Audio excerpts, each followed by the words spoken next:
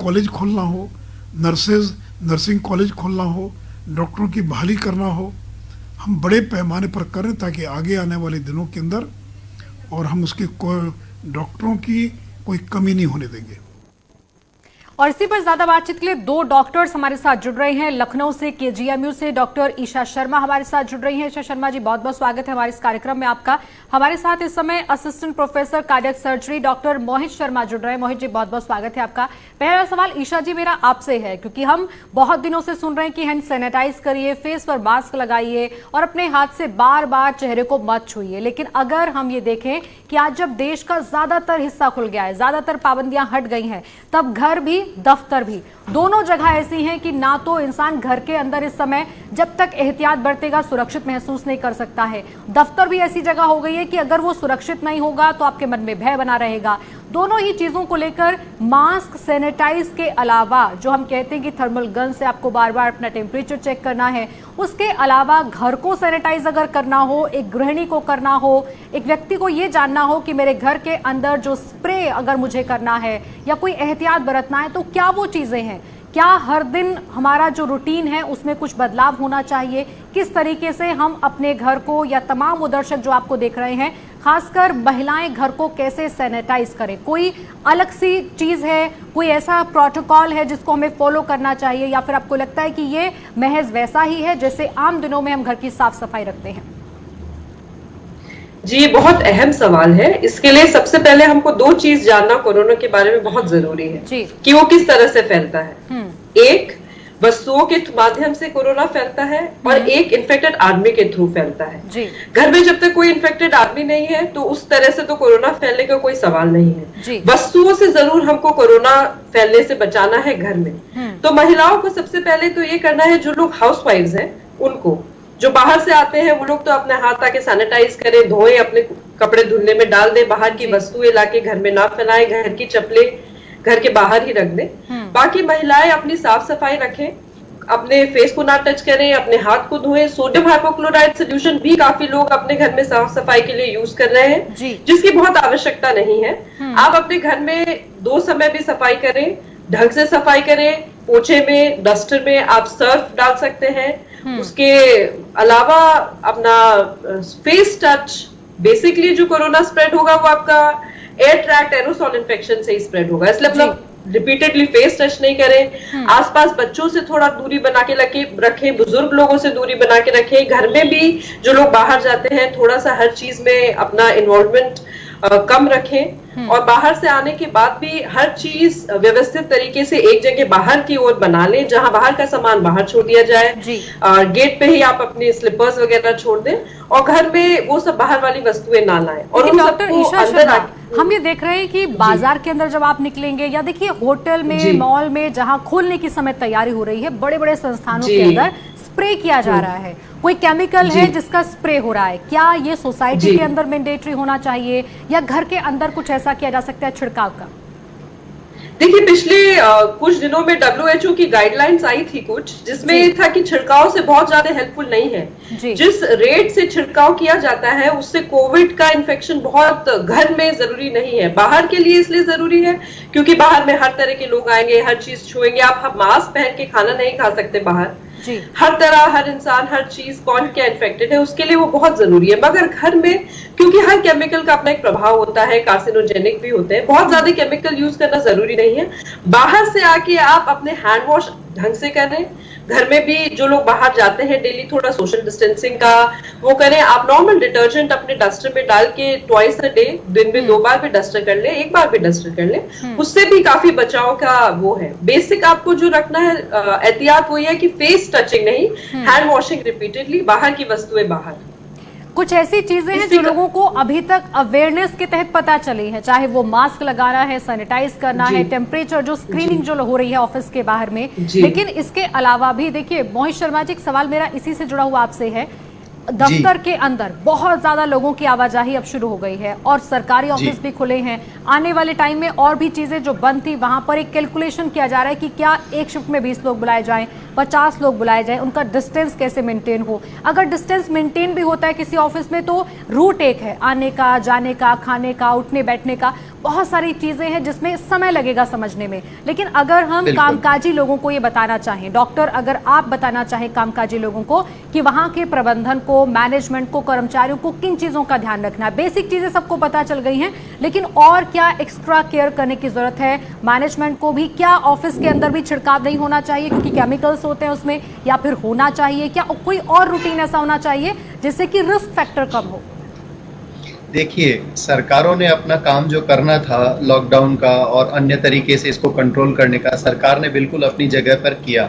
लेकिन अब उत्तरदायित्व है हर इंडियन का, हर नागरिक का कि वो इस चीज को आगे अमल में लाए। सबसे इम्पोर्टेंट इसके अंदर है सोशल डिस्टेंसिंग। अब इंडियन पॉपुलेशन इतनी है कि social distancing is not feasible after lockdown, या लॉकडाउन को आप पार्शियली खोलो या जैसे भी, अगर लॉकडाउन का सक्सेसिव जो भी फॉर्मेट अपने सामने आएगा, there is a huge problem कि आप सोशल डिस्टेंसिंग कैसे मेंटेन करेंगे। तो इसका सबसे अच्छा आंसर है ऑनलाइन।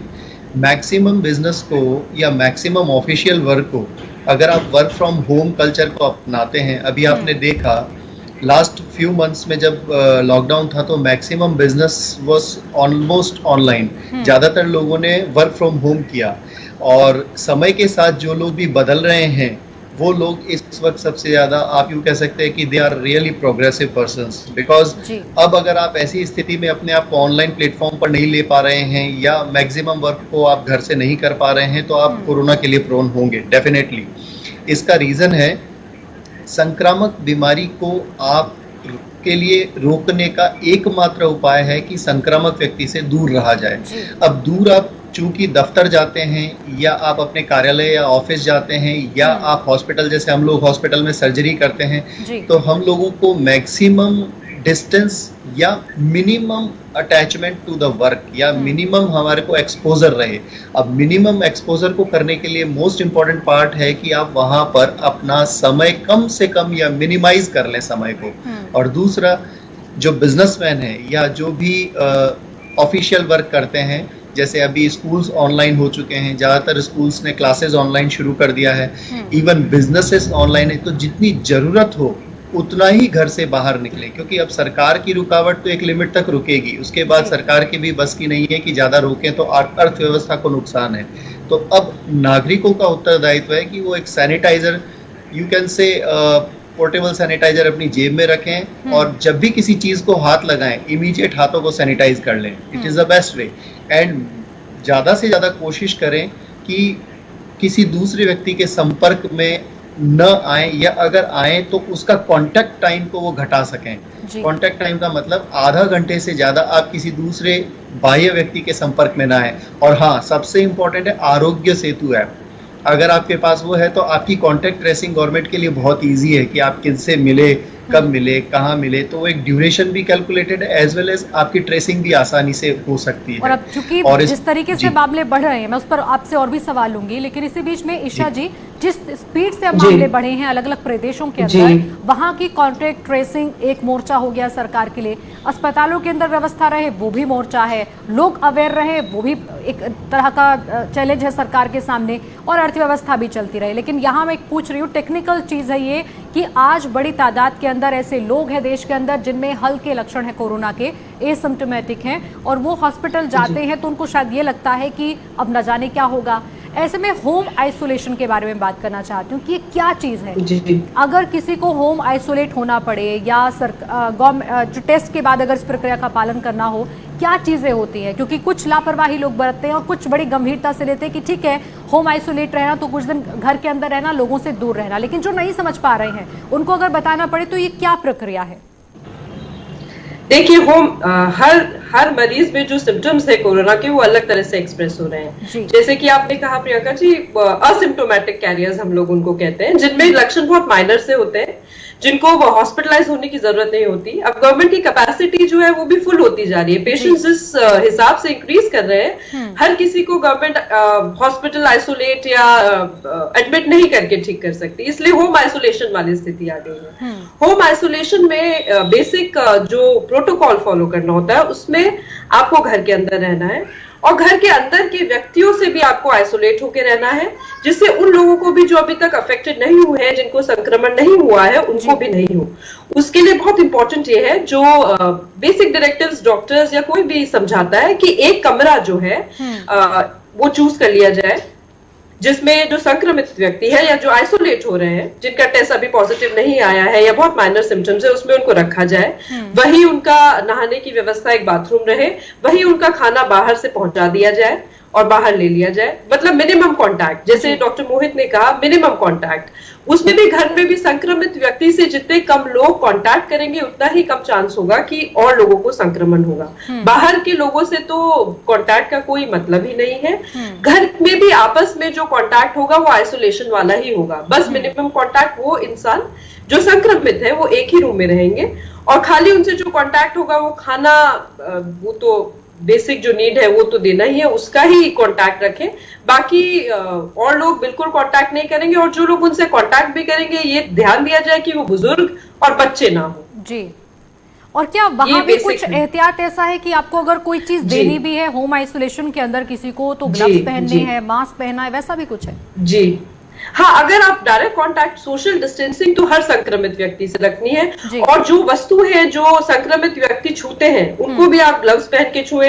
अगर आपका बाथरूम अलग नहीं हो सकता है तो आपको उसको भी सैनिटाइज करना पड़ेगा बार बार। जो वस्तुएं वो छूते हैं उनको भी सैनिटाइज या वॉश करना पड़ेगा, क्योंकि हर किसी के लिए नहीं पॉसिबल है कि अलग वॉशरूम हो सबके लिए। तो वो चीजें आपको स्पेशल ध्यान देनी है। जहां भी संक्रमित व्यक्ति जाएंगे वहां प्रॉपर सैनिटाइजेशन, प्रॉपर वॉशिंग, जो उनके कांटेक्ट में आएगा, mask wearing, social distancing, proper hand washing, ये सब घर में भी फॉलो करना पड़ेगा अगर कोई व्यक्ति होम आइसोलेट होते हैं तो।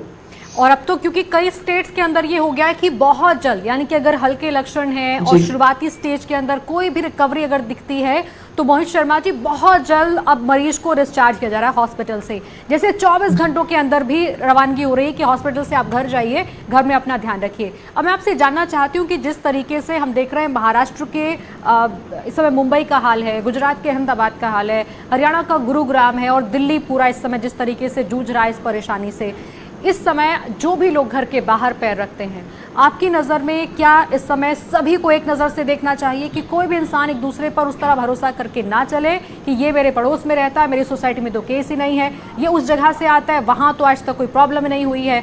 यानी इस समय हर किसी को हमें उस नज़र से देखना पड़ेगा कि कोई भी इंसान आपके सामने वाला एसिम्प्टोमेटिक हो सकता है। जी बिल्कुल, आपने बिल्कुल सही कहा। जो भी भीड़ भाड़ वाले इलाके हैं, जैसे अभी एग्जांपल लिया आपने महाराष्ट्र का और अदर जो राज्य हैं उनका, जहां भी भीड़ भाड़ वाले इलाके हैं वहां जब भी आप जाएं तो आपको हर व्यक्ति को एक ही दृष्टिकोण से देखना पड़ेगा ताकि आप अपनी सुरक्षा कर पाएं। आपको अपने सुरक्षा के जो एहतियात कदम रखने, उनको आप बिल्कुल भी आगे पीछे नहीं कर सकते। आपको अपना एक प्रोटोकॉल बनाना ही पड़ेगा। जब भी आप घर से बाहर निकलें तो आपको अपने बिल्कुल फिक्स प्रोटोकॉल के साथ अगर आप उसका सारा ध्यान रखते हैं तो you can combat with the disease. Number 1, आप एक तो इन्फेक्ट नहीं हो पाएंगे, और दूसरा सबसे इंपॉर्टेंट चीज, अगर इन केस आपको ऐसा लगता है कि कहीं भी इन्फेक्टिविटी या कहीं ऐसा एरिया है जहां पर अगर मैं जाऊंगा और वहां कोरोना रिलेटेड पेशेंट्स या ज्यादातर भीड़ भाड़ वाला इलाका है और उस जगह पर आपको जाना है, तो आपको वहां पर जाने से पहले मिनिमाइज करना है कांटेक्ट टाइम को। अपना एक शेड्यूल बना लेना है कि मुझे वहां 15 मिनट या 20 मिनट से ज्यादा उस जगह पर नहीं रुकना है। अब जैसे सिटी बसेस हैं या और तरह के जो परिवहन के साधन हैं, अगर सरकार उसको एप्लीकेबल करती है और इनफैक्ट किया भी है कई राज्यों में, उस स्थिति में आप उनको अवॉइड कर सकते हैं तो उसको आपको अवॉइड करना चाहिए। लेकिन अगर आपकी कोई मजबूरी है तो आप उसमें डिस्टेंस मेंटेन रखेंगे। जो राहत मिली है मोहित शर्मा जी, इसी पर मैं आपसे सवाल लूंगी, लेकिन एक जरूरी चीज है, ग्राफिक्स के जरिए जरा एक बार दर्शकों को दिखा देते हैं कि जिस रिस्क फैक्टर की डॉक्टर बात कर रहे हैं वो है क्या। अगर आपको ऐसा लगता है कि सरकार ने तो राहत दे दी है, बस में बैठ सकते हैं, सरकार ने कहा है रेस्टोरेंट जाके खाना ला सकते हैं, तो ये दरअसल समझ लीजिए कि कहां कितना रिस्क फैक्टर है और इस रिस्क को कम करने की जिम्मेदारी आपकी कैसे बनती है। रिसर्च ये कह रही है कि फिजिकल डिस्टेंसिंग अगर आप मेंटेन करते हैं तो ट्रांसमिशन का रिस्क घटाने में ये सबसे बड़ा हथियार आज की डेट में आपके पास है। जितना सोशल डिस्टेंस आप मेंटेन करेंगे आप कोरोना से उतना दूर रहेंगे। 3 फीट दूर रहकर ट्रांसमिशन का रिस्क 13% से घटकर 3% तक आ सकता है। सोचिए जरा, ये वो तरीका है जिसमें आपको सिर्फ और सिर्फ इन नियमों का पालन करना है। आपको किसी इलाज की जरूरत नहीं है, डॉक्टर के पास जाने की जरूरत नहीं है, कुछ नियम आपको फॉलो करने हैं। मास्क से इंफेक्शन का रिस्क 17% से घटकर 3% तक रह सकता है। सोचिए, ये वो प्रिकॉशंस हैं जो आपको हर रोज लेनी है। आई प्रोटेक्शन अगर आप भूल गए हैं तो ये चीज सबसे ज्यादा काम की है। हम देखते हैं लोगों को बिना आई प्रोटेक्शन के काम करते हैं, सड़कों पर नजर आते हैं, बसों में सवार नजर आते हैं। आई प्रोटेक्शन से इंफेक्शन का रिस्क 16% से घटकर और कम रह जाता है। हैंड सैनिटाइज का ख्याल रखिए, एक दूसरे से 6 फीट की दूरी, मास्क पहनना ये दरअसल आगे भी जारी रखना होगा। कोरोना वायरस सिर्फ नाक और मुंह से नहीं, आंखों के जरिए भी शरीर के अंदर प्रवेश कर सकता है, तो आंखों का भी ख्याल रखिए। इसलिए जरूरी है कि आंखों को भी कवर करके रखा जाए। इसके लिए गॉगल्स का उपयोग आप कर सकते हैं, क्योंकि हम ये ध्यान रखते हैं कि हैंड सैनिटाइज करना है, मुंह पर हाथों को लेकर नहीं जाना है, लेकिन आंखों को ढकना भूल जाते हैं। गॉगल्स या ग्लासेस लगाइए जिससे कि आपकी आंखों को फुल कवरेज मिल सके और इससे आप इस रिस्क फैक्टर को कम कर सकते हैं। यानी आपके पास वो तरीका है जिससे आप कोरोना से बच सकते हैं। डॉक्टर मोहित शर्मा, जो आप कह रहे थे कि अगर रिस्क नहीं होगा, अगर हमें इस बात का अंदाजा होगा कि अगर मैं ऐसा करूंगा तो रिस्क लेवल कम हो जाएगा, अगर मैं ये काम करता हूं तो रिस्क बढ़ जाएगा। राहत का मतलब ये ना लें लोग इस समय कि मुझे ये अलाउ किया गया है। ये समझिए कि बाहर जाना एक मजबूरी के तहत आपसे कहा गया है कि बहुत जरूरी होने पर बस में बैठिए। हम देखते हैं बहुत बड़ी तादाद है लोगों की, घर के बाहर निकलते मास्क है उनके पास, हैंड सैनिटाइज करते हुए लोगों को देखते हैं, ग्लव्स होंगे लेकिन आंखों का ख्याल नहीं रखा जाता। जी, इसके लिए आंखों के ख्याल रखने के लिए देखिए बहुत इजी अवेलेबल है। जो लोग हेलमेट का इस्तेमाल करते हैं तो स्टड्स के जो हेलमेट है उनके हेड गियर्स अवेलेबल है मार्केट में, और आप देखेंगे अभी कुछ समय के बाद में मार्केट में और इसके सस्ते ऑप्शंस अवेलेबल हो जाएंगे। इवन एक प्लास्टिक की शीट को भी आप अपने स्पेक्स के साथ अटैच करके उसको अपने फेस के ऊपर ढकने के काम में ले सकते हैं। और जैसा कि आपने भी सारे रिसर्चेस का रेफरेंस दिया है, उसी रिसर्च के रेफरेंस में जो सबसे important research related just publish हुई है उसी का एक रेफरेंस है कि we have to shorten the contact period, that's it. जो social distancing and the contact जो मिनिमाइज टाइम, ये इतना इम्पोर्टेंट है कि अगर आप किसी को, मान लीजिए अगर कोई व्यक्ति जिसके बारे में हमें जानकारी नहीं है कि हमारे साथ जो काम करने वाला या आवाजाही में कहीं मिल जाता है या घर के अंदर, कितना लिमिट आप मानकर चल रहे हैं कि खतरा हो सकता है इस समय के बाद? You must attend this time, less than half an hour, आधा घंटे का समय आप मान लीजिए। उससे अगर आप कम कर लेते हैं समय को तो उसमें आपको, अगर किसी कोरोना संक्रमित से आप एक निश्चित दूरी पर आधा घंटे से कम समय में मिले हैं तो आपको उसमें चांसेस लीस्ट हो जाते हैं। इवन लेस देन 1% चांस है कि आप उससे इन्फेक्ट हो पाएंगे। तो इसलिए the most important thing is you must have a distance as well as the contact time should be less. और अगर ईशा शर्मा जी, इस बारे में मैं आपसे जानना चाहूँ कि इस समय कई चीजें ऐसी हैं जो हमें एहसास नहीं है। जैसे हम कह रहे हैं कि जब तक आईसीएमआर नहीं कहेगा, गवर्नमेंट नहीं कहेगी कि ये कम्युनिटी स्प्रेड है, तब तक हम कैसे मान लें? सरकार तो नहीं कह रही है, लेकिन हम देख रहे हैं कि एक एक परिवार के 10-10 लोग जो कहते हैं कि हमने तो कभी काम नहीं किया घर के बाहर पैर रखकर, हमारी तो सोसाइटी बंद पड़ी है, वहां पर स्प्रेड हो रहा है। तो इस चुनौती को आप किस तरह से देख रही हैं? एक तरफ हम कह रहे हैं हमारा रिकवरी रेट बहुत अच्छा है, आप काम कर सकते हैं, लेकिन दूसरी तरफ हमारे पास वो रिसर्च नहीं है जो ये बता दे कि किसी व्यक्ति को कैसे कोरोना हुआ होगा। जी देखिए, जो ये कोरोना है ये बिल्कुल नोवल वायरस है। इसकी स्टडीज अभी कंटिन्यूएशन में है। हर कोई हर दिन हर नई रिसर्च कुछ आती है, नई चीज हमको बताती है। जो बेसिक, जो लोग ये कहते हैं हम घर से बाहर नहीं निकले, हम लोग तो कभी बाहर नहीं गए, हमको कोरोना कैसे हो गया, इसका बेसिक जो मंत्र है जो लोगों को समझना है वो है, खाली आप संक्रमित व्यक्ति के कॉन्टैक्ट में आके कोरोना नहीं कैच करते, वो जो ऑब्जेक्ट से, वस्तुओं से जो स्प्रेड होता है। जो आप करेंसी नोट्स बाहर से लेके आते हैं, सब्जी लेके आते हैं, एक इंसान गया उसने से कुछ सामान लेके आया जो नहीं प्रॉपर्ली वॉश हुआ या नहीं सैनिटाइज हो पाया, वो इतने सारे लोगों के कांटेक्ट में आया, या एक व्यक्ति जो बाहर जाता है जो कांटेक्ट में आता है उसको हो जाता है, उसकी वजह से काफी लोगों को स्प्रेड हो जाता है। उसका कारण है कि ये लोगों को परिवार को ये हो जाता है। इसके लिए हमको सबसे इंपॉर्टेंट यही बस समझना है कि जब हम बाहर से कोई वस्तु लेके आते हैं उसको हमको यही अज्यूम करना है कि इसको हमको सैनिटाइज करना है, नहीं तो उसको 1 वीक 5 डेज का टाइम होता है कोरोना का, 1 वीक के लिए आप ऐसी वस्तुएं जो आप छोड़ सकते हैं उनको विदाउट टच करके अपने घर में छोड़ दें, जिनको आप नहीं छुए। 1 वीक बाद आप उनको बिना सैनिटाइज किए बिना वॉश किए भी यूज कर सकते हैं। नंबर 1 एंड नंबर 2, जो हमारी रिसर्चेज है वो तो ऑनगोइंग रिसर्चेज है, वो तो चलती ही रहेंगी क्योंकि इतना नोवल वायरस है, इसके बारे में कुछ ना कुछ न्यू हम लोग जानते हैं। जैसे डॉक्टर मोहित ने कहा, ये हमारा उत्तरदायित्व है। गवर्नमेंट के पास अपने फाइनेंशियल चैलेंजेस है, इकोनॉमी देखना है, गवर्नमेंट की मजबूरी है कि अनलॉकडाउन करें, मगर हम लोगों की अपनी रिस्पॉन्सिबिलिटी खुद की है कि हम अपने आप को, अपनी फैमिली को, अपनी सोसाइटी को, अपने गवर्नमेंट को कैसे सपोर्ट कर सकते हैं प्रिवेंशन से, क्योंकि इलाज तो है नहीं, जो हमको करना है वो प्रिवेंशन और प्रिकॉशन ही है।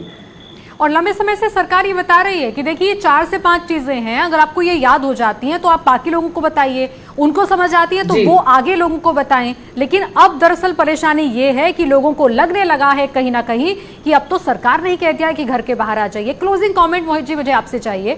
हमने देखा कि जब लॉकडाउन शुरू हुआ तो लोगों ने न्यूज़पेपर अवॉइड करना शुरू कर दिया, घर के बाहर अगर कोई आ रहा है तो कॉन्टैक्ट छोड़ दिया कि आप अपना सामान बाहर छोड़ दीजिए, हम बाद में उठा लेंगे।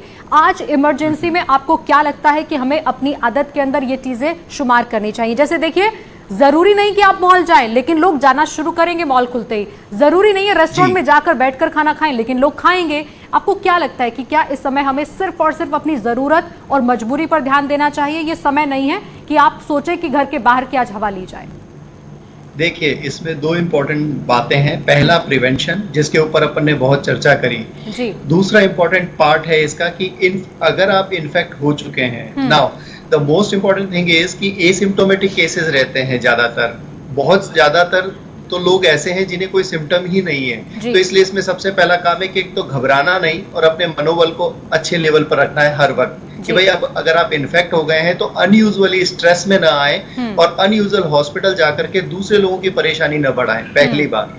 दूसरा, कोरोना या किसी भी वायरल डिजीज के 2 ही इलाज होते हैं, आइदर वैक्सीन और दूसरा होता है आपका इम्यून लेवल। जी। इम्यूनिटी बूस्टर वर्क आप अपने घर बैठ के कर सकते हैं। अगर आप कोरोना पे इन्फेक्ट हो गए हैं या आपको एक पॉसिबिलिटी लगती है कि आपके ऐसे चांसेस है कि आप इन्फेक्ट हो सकते हैं, तो घर बैठ के जो भारतीय पद्धति के जितने भी योग, प्राणायाम, ध्यान, इन सब पर थोड़ा सा अटेंशन अगर आप रखते हैं और अपने प्राणों के स्तर पर काम करते हैं, इम्यूनिटी लेवल पे काम करते हैं, तो it will definitely give you 2 things. Number 1 is your mental status is definitely uplifted, यानी आपका मनोबल बढ़ा रहेगा कि ठीक है, हो गया, कुछ नहीं। दूसरा, इम्यूनिटी आपको एक वायरस से कॉम्बैट करने की या उससे लड़ने की ताकत देती है। भाई वैक्सीन जब आएगा तब आएगा, लेकिन आपके पास में जो दी गई ताकत है, जिसको हम कहते हैं कि ईश्वर ने आपको एक सत्ता दी है आपके अंदर, जिसका नाम हम कहते हैं प्राण शक्ति या इम्यूनिटी लेवल, उस पर थोड़ा सा हम काम करें और रोज सुबह शाम हो सके तो थोड़ा थोड़ा घर में ही प्राणायाम, ध्यान, इनको अपने जीवन शैली में अपनाएं, तो आपको डेफिनेटली इस बीमारी से लड़ने में पूरा सहयोग मिलेगा। मोहित जी, बहुत बहुत शुक्रिया। ईशा जी, आपका भी। दोनों आप लोग आए, इस कार्यक्रम का हिस्सा बने और लोगों को बताया कि आप ऐसे ही ना तो प्रेशर लीजिए, दबाव महसूस करिए, लेकिन ये सोच लीजिए कि आपका जो लाइफस्टाइल आज बदला है उससे हमने कुछ सीख लिया है। यानी हम किसी भी बीमारी के इलाज के पीछे घूमें, उससे अच्छा है कि वो बीमारी आपको ना लगे, यानी कि हम एक बचाव के रास्ते पर चले जिससे हम सेहतमंद भी रहें और यकीनन कोरोना से दूर रह पाएंगे अगर हम सावधान रहेंगे। यानी अगर हम बचाव के रास्ते में निकलेंगे तो शायद लोगों को इलाज की जरूरत भी नहीं पड़ेगी। जब कोरोना उनके नजदीक नहीं होगा तो आपको किसी अस्पताल तक जाने की जहमत भी नहीं उठानी होगी। इसलिए ध्यान रखें अपना कि आप सिर्फ और सिर्फ बचाव की तरफ देखें, इलाज ना ढूंढें। फिलहाल के लिए इतना ही, फिर हाजिर होंगे।